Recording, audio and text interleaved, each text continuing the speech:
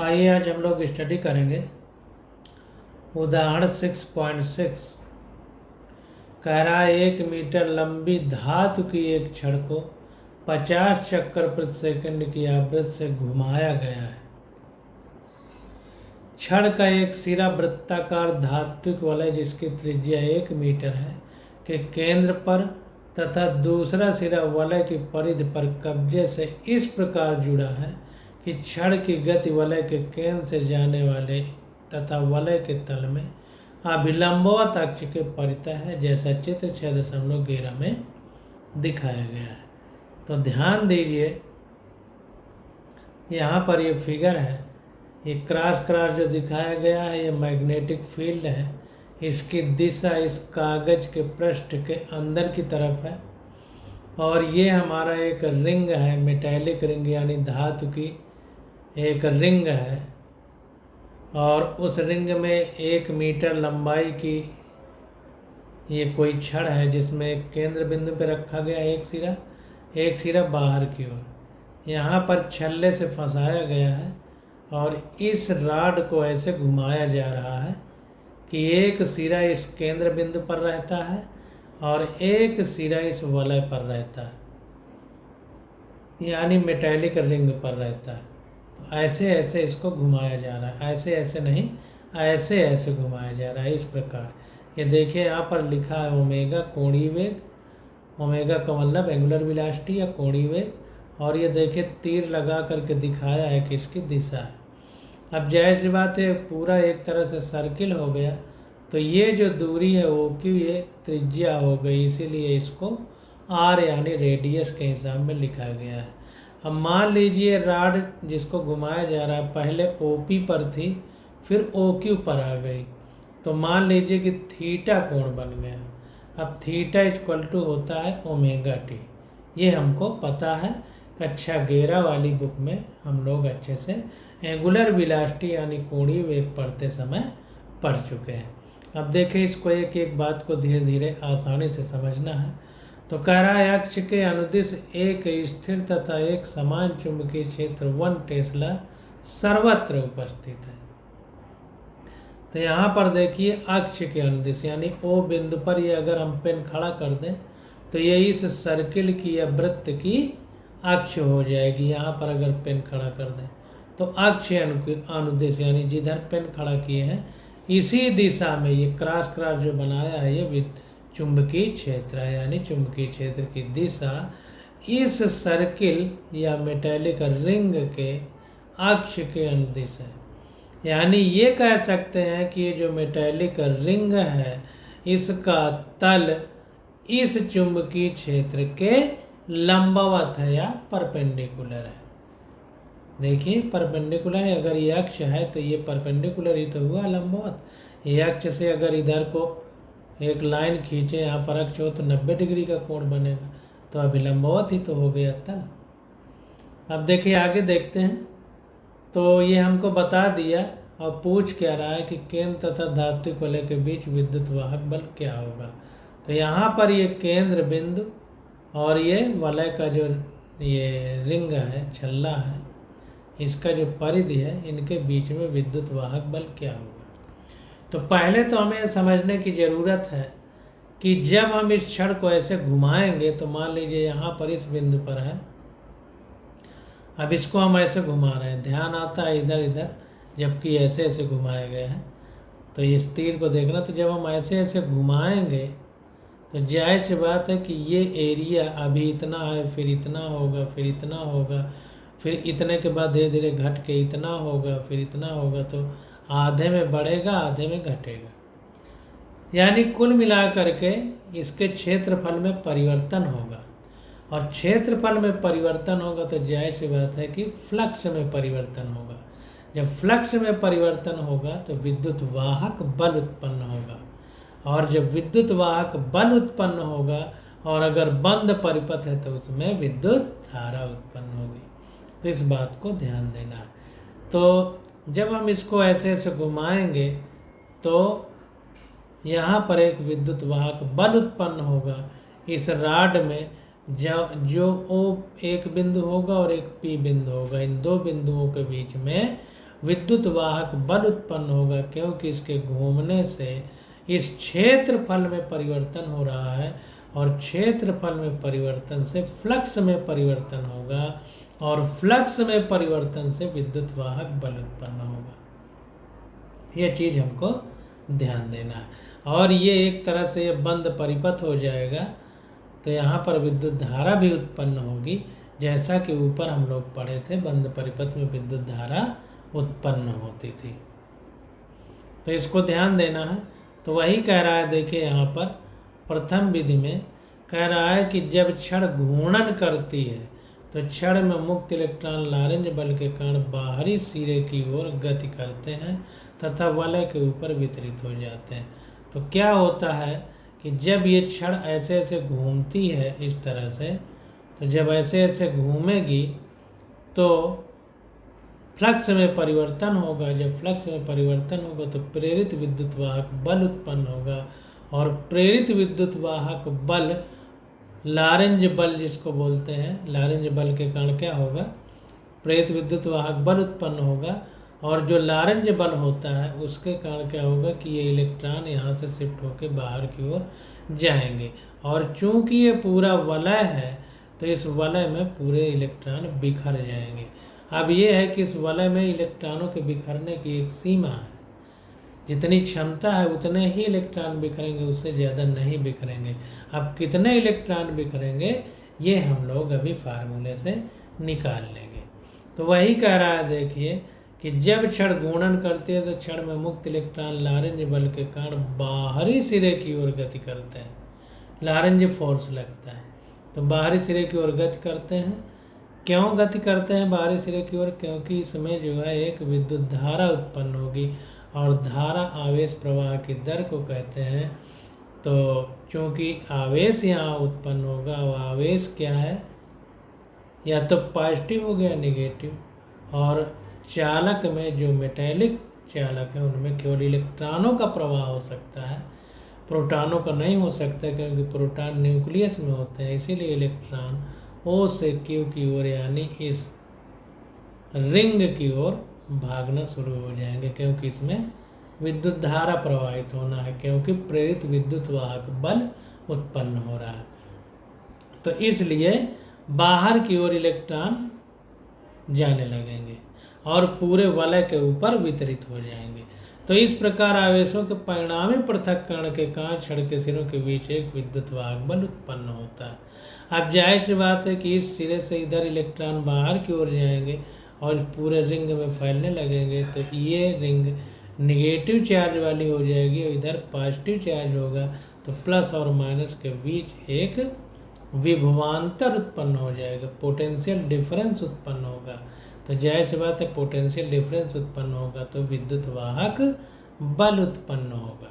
तो वही कह रहा है कि इस प्रकार आवेशों के परिणामी पृथक्करण के कारण क्षण के सिरों के बीच एक विद्युत वाहक बल उत्पन्न होता है।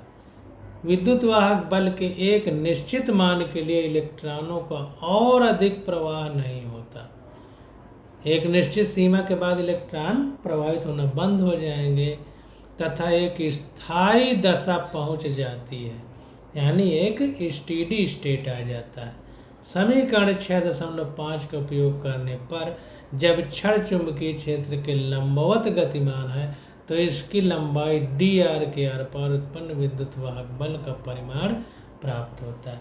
तो ऊपर हमने जाहिर सी बात है कि एक फार्मूला निकाला था, उस फार्मूले को देख लेते हैं।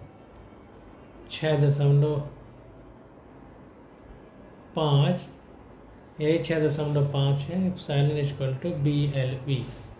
ये विद्युत वाहक बल का हम लोगों ने निकाला था। तो इसी फार्मूले का यहाँ पर उपयोग करेंगे तो हमारा क्वेश्चन आ जाएगा। तो वही कह रहा है कि BLV था, अब यहाँ पर L क्या हो जाएगा हमारा।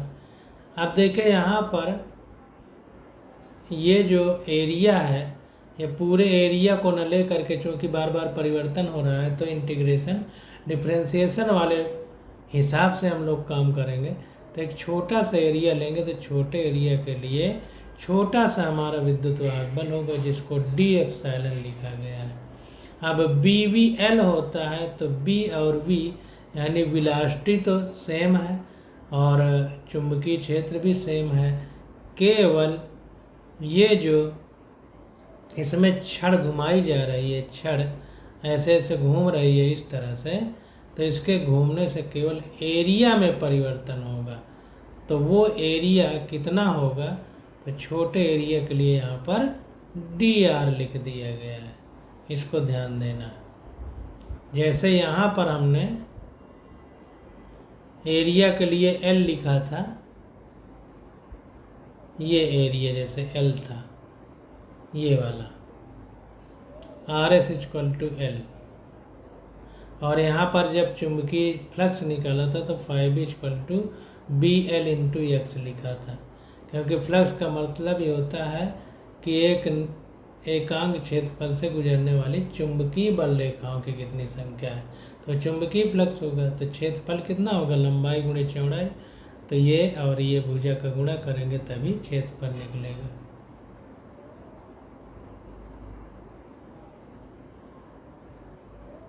अब यहाँ पर देखिए क्या है, आवेश को P से Q तक ले जाने में किया गया कार्य W equal to QV/BL। Epsilon जो निकला वो BL भी निकला है सॉल्व करने पे, और इसी में Q का गुणा कर देंगे तो वर्क डन निकल आएगा। तो इसी प्रकार से यहाँ भी हम लोग करेंगे, तो यहाँ पर क्या होगा कि D epsilon equal to DV BV, जैसे अगर पूरे के लिए होता तो L होता था ऊपर, तो यहाँ छोटे एरिया के लिए TR कर दिया गया। जैसे वहाँ L था वैसे यहाँ पर DR हो गया। अब इसको आगे देखते हैं। तो एप्सिलॉन इक्वल टू इंटीग्रेशन का साइन डी एप्सिलॉन यानी छोटे एरिया के लिए। अब 0 से R तक, यहाँ पर देखिए ये 0 से R तक, ये मतलब पूरा R है त्रिज्या, तो हम 0 से R तक इसको इंटीग्रेशन करेंगे। तो 0 से R तक करेंगे तो BV इंटू DR हो गया, 0 से R तो B। अब V equal to R omega होता है, रेखीय वेग इक्वल टू कोणीय वेग गुणे त्रिज्या होता है। ये हम लोग V equal to R omega जब कक्षा 11 में पढ़ रहे थे तब पढ़ा था, इंटू DR हो गया। अब यहाँ पर देखिए B omega R square by 2 हो जाएगा यहाँ पर। अब ऐसा क्यों हो जाएगा, क्योंकि V equal to R omega होता है, यहाँ पर लिखा गया है। अब यहाँ पर अगर हम लोग ये DR जो छोटा है तो ये R और ये R मिलके R स्क्वायर हो जाएगा कैपिटल, और अपान जितना यहाँ स्क्वायर होता है उतना बटे में चला जाता है। ये जब हम इंटीग्रेशन डिफरेंशिएशन पढ़ते हैं तो वहाँ हमको सिखाया जाता है। तो V equal to omega R है, हमको पता है। अब यहाँ पर एप्सिलॉन इक्वल टू, अब यही हो जाएगा हाफ, ये चुंबकीय क्षेत्र दिया है 1 tesla into omega equal to 2 pi R होता है ओमेगा, तो ये 2 पाई हो गया यहाँ पर, और 2 पाई N होता है, omega equal to 2 pi by T होता है, 2 पाई बाई T कह सकते हैं, इसी को 2 पाई N भी कह सकते हैं, हमारा फ्रीक्वेंसी है। ये हम लोग सब कक्षा 11 में पढ़ चुके हैं। तो जाहिर सी बात है कि यहाँ पर epsilon equal to half into ये B हमारा 1 tesla into 2 pi omega equal to 2 pi N, तो 2 पाई इंटू हमको फ्रीक्वेंसी दी है 50 साइकिल पर सेकंड इंटू जो त्रिज्या है 1 मीटर है तो 1 का स्क्वायर, तो ये आ गया सॉल्व करने पर 157 वोल्ट। तो इस प्रकार से हम लोग क्वेश्चन सॉल्व करते हैं। अब देखिए द्वितीय विधि आ जाती है, कह रहा है विद्युत वाहक बल की गणना करने के लिए हम एक बंद लूप OPQ की कल्पना करते हैं जिसमें बिंदु O तथा P को प्रतिरोध आर से जोड़ा गया है। तो एक बंद लूप OPQ की, ये मान लीजिए ये पूरा ये बंद लूप है, ऐसे मान लेते हैं इतने को, ये बंद लूप है। अब इसमें क्या है, OP को R प्रतिरोध से जोड़ा गया है ऐसा मानते हैं।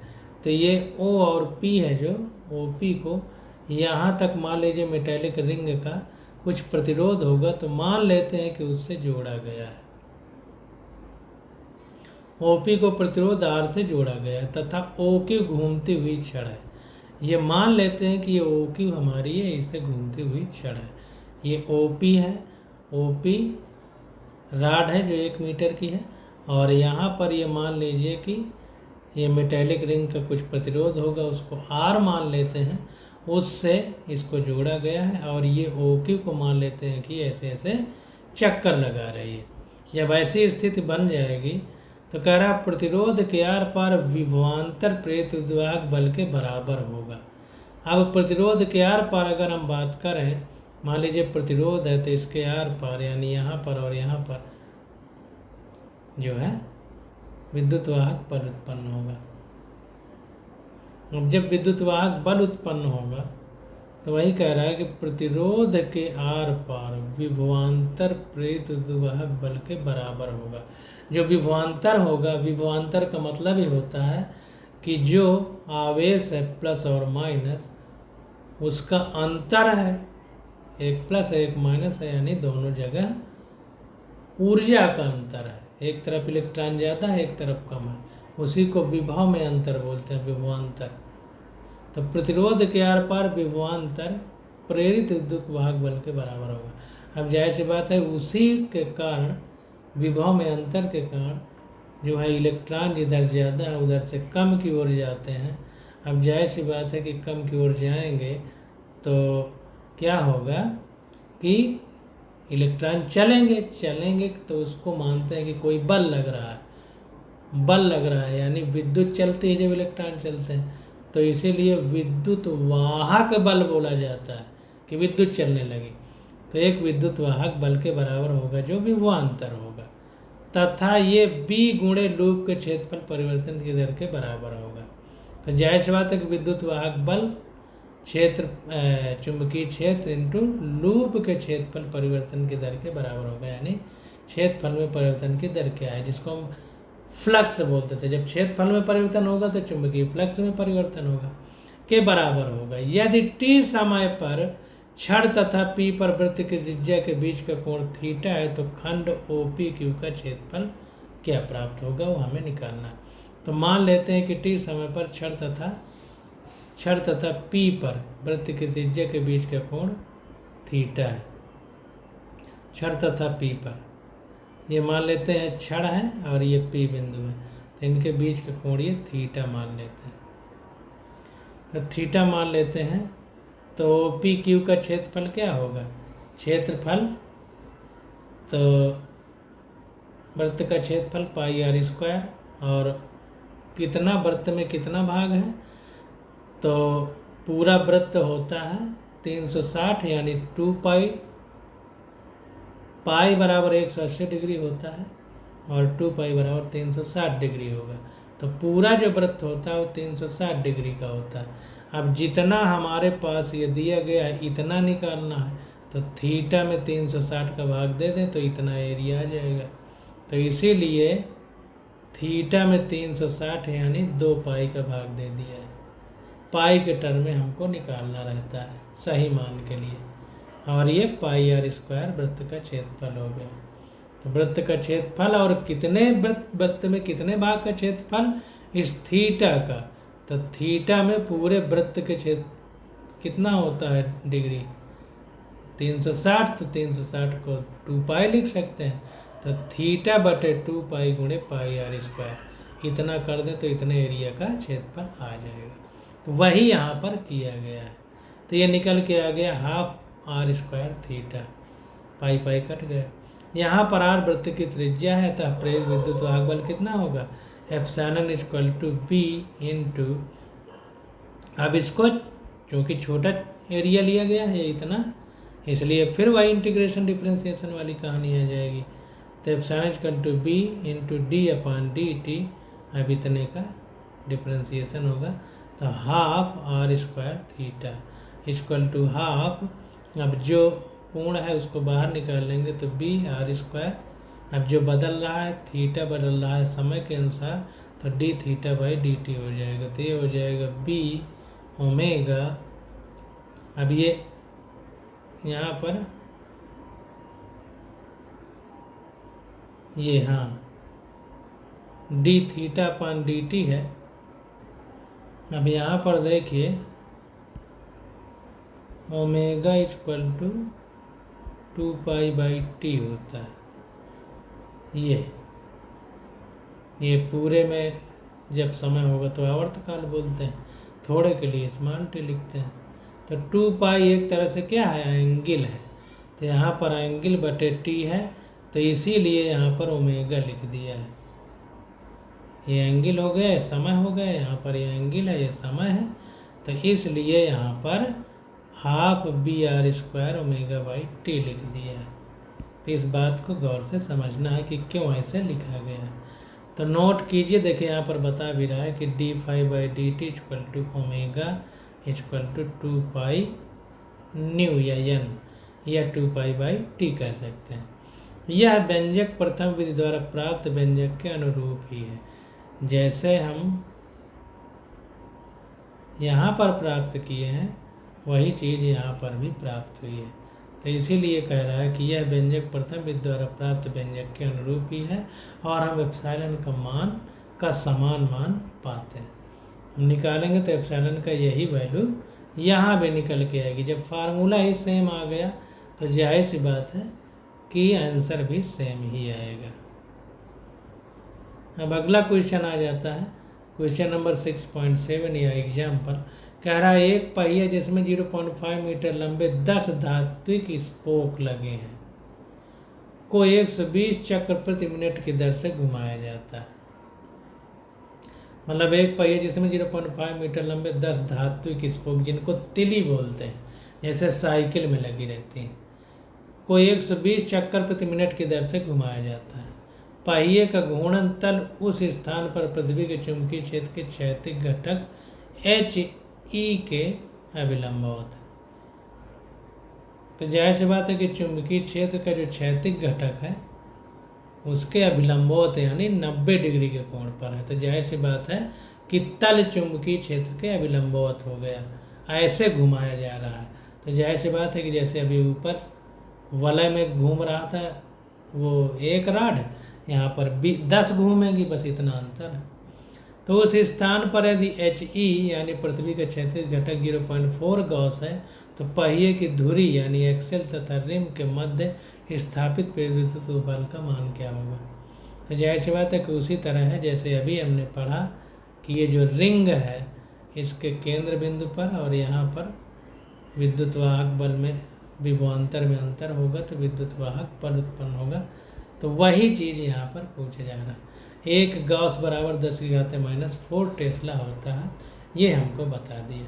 अब देखिए बार बार हमें निकालने की जरूरत नहीं है, बिल्कुल उसी तरह जैसे ऊपर किया गया, तो इसीलिए यहाँ पर भी वैसे ही है। तो डायरेक्ट फार्मूला लगा दिया, प्रेरित विद्युत वाहक बल equal to half omega BR²।